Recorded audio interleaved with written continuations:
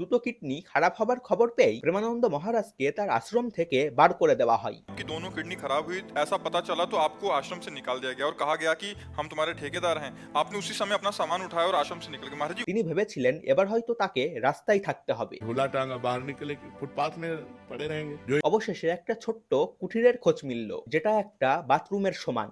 एक छोटी सी कुटिया थी, मतलब जिसमें पैर फैलाएं तो दीवार इधर इधर इधर, बस एक बाथरूम जैसी।